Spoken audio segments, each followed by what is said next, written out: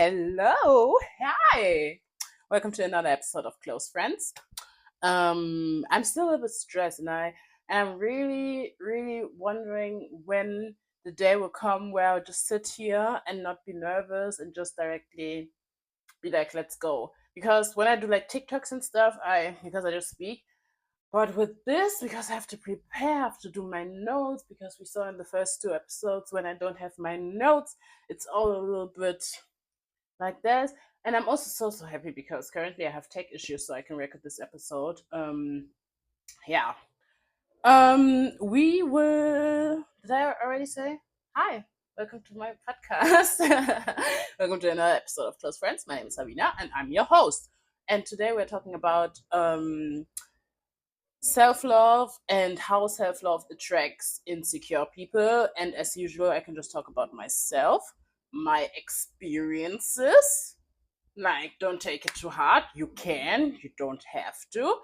And yeah, I've noticed since like really being secure in myself and also showing that to other people, I have the feeling as if I'm attracting people who literally hate themselves, envy me, and I'm always thinking, like, I can really see that you hate me, and I'm like, why do you want to be close to me if you don't like me? I know it's because you want to watch me. It's because you want to be part of my light. But yeah, that's what we're talking about today because I've just noticed a lot of things, especially like in the last 6 months. And I'm like, why is this happening? Because I also have to then reflect on me, why I let things like that happen. But I'm a victim of I'm a victim of love bombing. Love bombing really works on me because I I don't see the issue in you seeing me and wanting to give me everything, like everything. Like, if I saw me for the first time as a different person, I would give me the world too.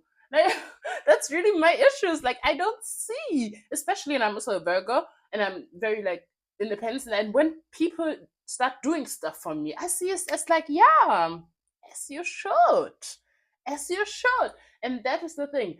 Healthy relationships don't love bomb, and I really had to learn that people who really love bomb you in the beginning, something is up with them. Something I can't tell you what's up with them, but something is up with them.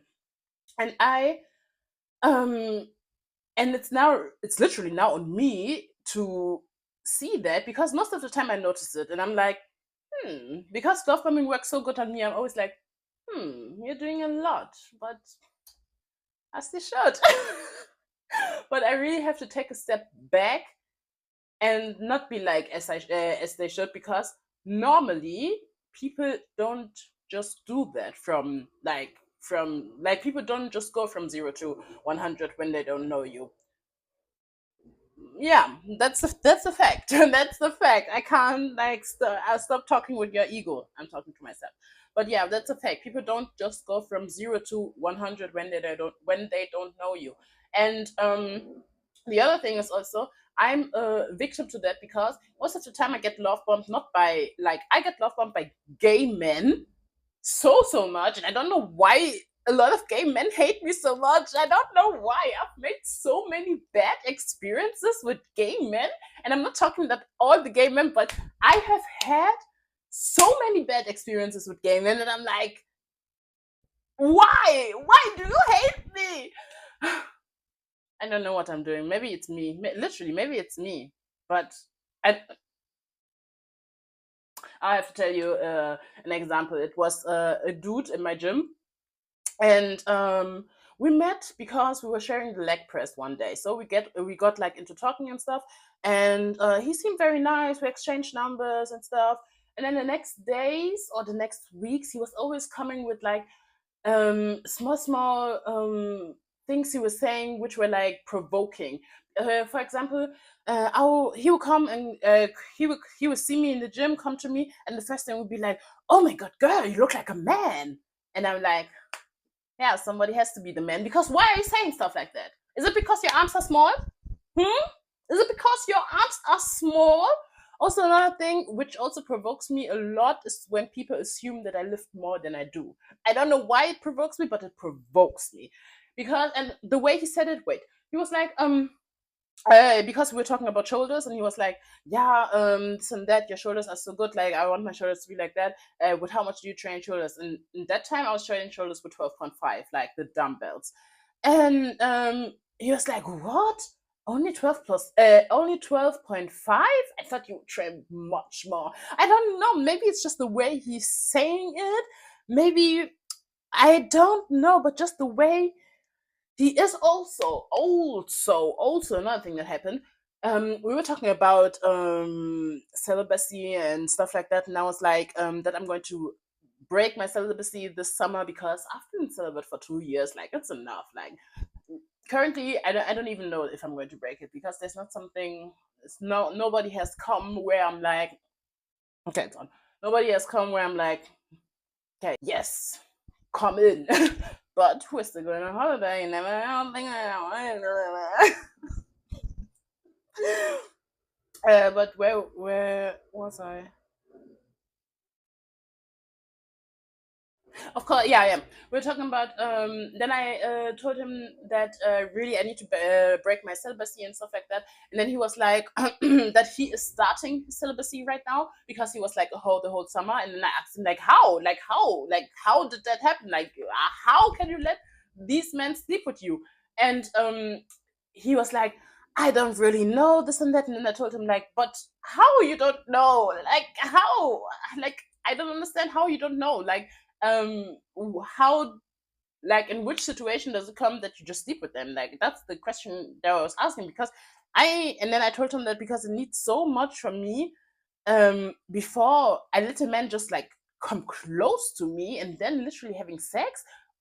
Like, I wanted to know, like, how does he do it, like, in a genuine way, like, what does it take for him to have sex? And he couldn't answer.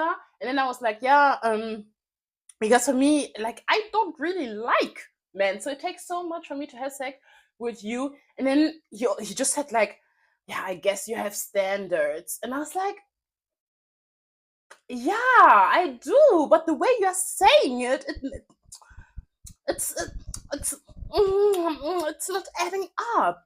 Also, another girl I met in the gym, she witches of the witches, and she has a gay roommate. Also, witches. Like, we also met because we were sharing a gym thing, like we were making a workout together. And then we also got into talking, exchange numbers, this and that. Then I don't know, at the beginning, something like that. I don't even remember the full conversation. We were talking about like our parents and stuff. And then she was like, and then I told her that I don't really have a good relationship with my father. The next time I see her, the next time I see her, she, the first thing she says is like, didn't you say that you don't have a dad? And I was like, what? First of all, I did not say that, and second of all, like, if I said that, what would be so funny about it? Like literally, what would be so funny about it? And then she was just trying to laugh her way out of the situation, this and that. And then I'm like, are you the type of person who laughs when there's insecure, like when they're in insecure situations and stuff like that, or when situation makes them insecure?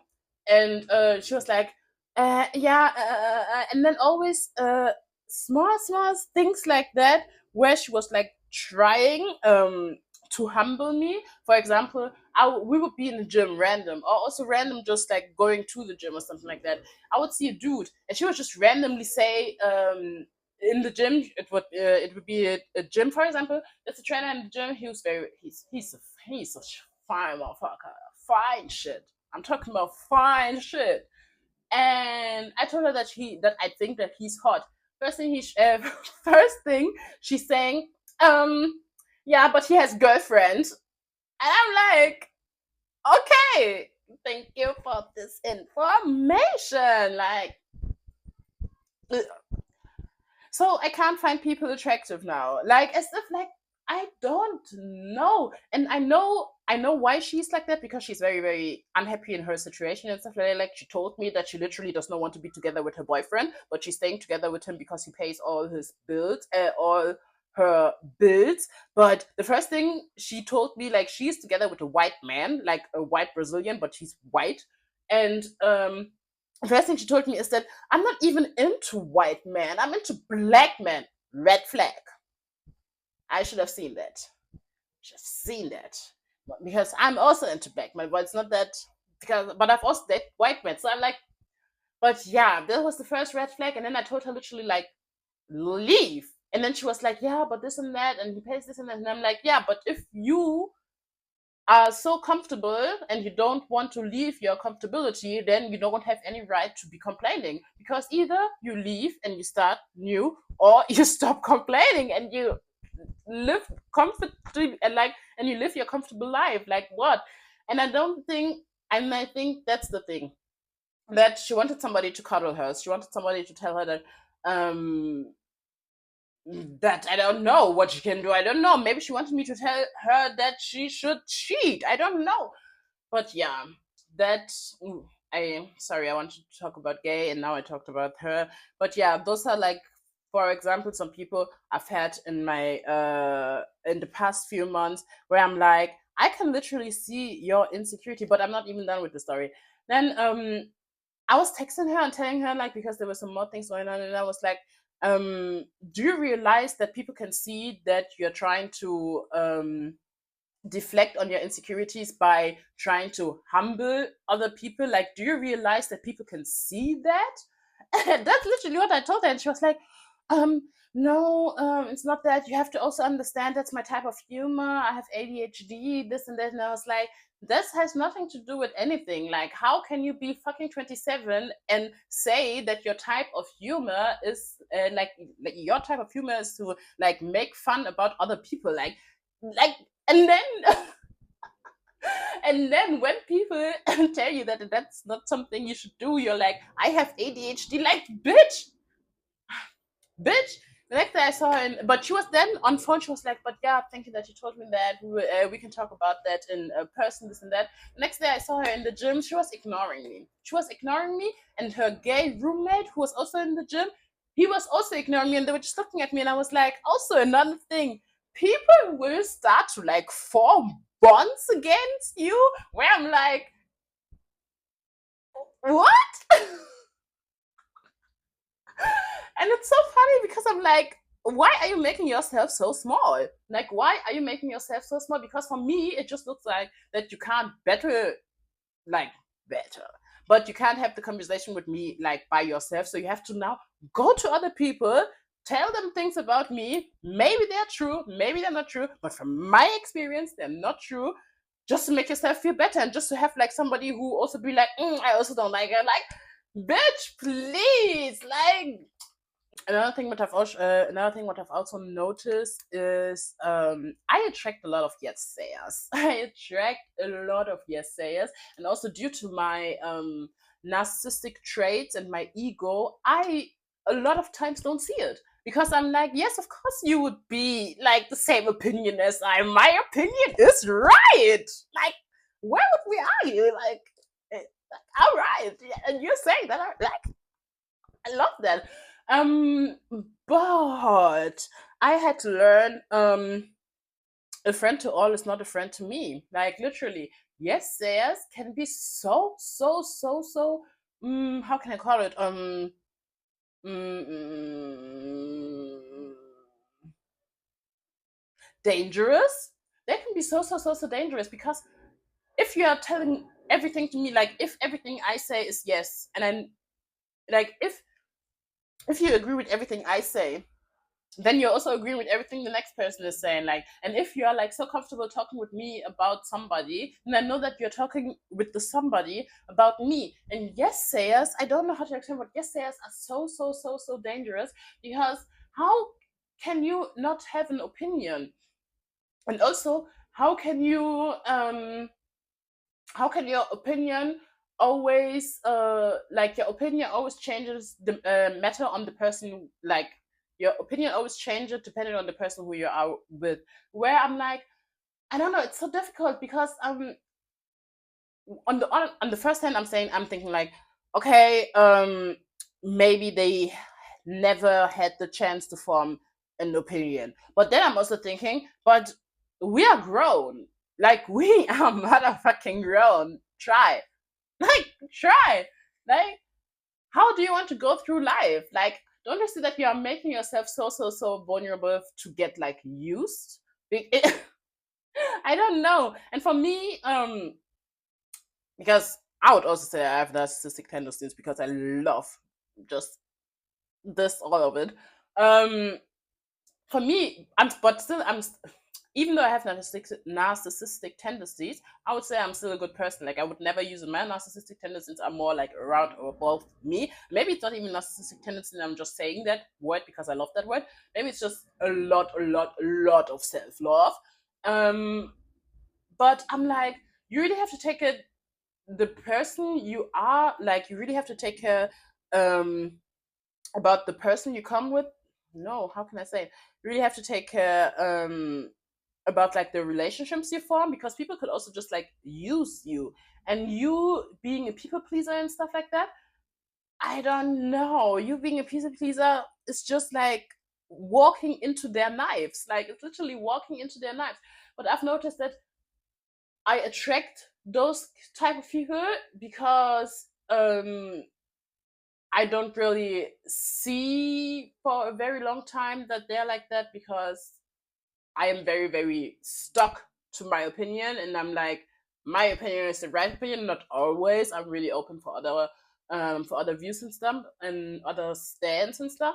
But yeah, I think it's very dangerous, especially um when the people pleaser is not trying to work on themselves. Like when even when you try to tell them that yeah, you have to try and be your own person and literally try and form a sense of self, literally that, they'll just be like, yeah, I know, yeah, I know, yeah, you're right. Like you understand, like it's, and for me, I have come to the point where I don't want people in my life who just say yes and amen to everything and what I'm doing, because I know, even though in my brain I always think that I'm always right, I know that I'm not always right. And I also, you need people with other perspectives to grow.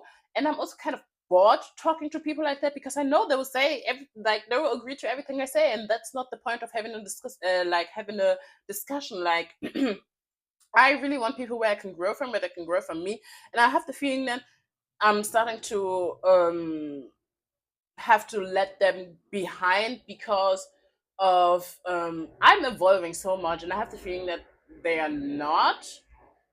But yeah, those are like the two main people I think I attract, like currently, because of the way I am. Like I'm trying to push them away, but I'm also like currently in a state where I'm very open to receiving new people, because I really want to, like I'm a new person and I want to show this new person to a lot of people, because she fine shit from brain to body to soul.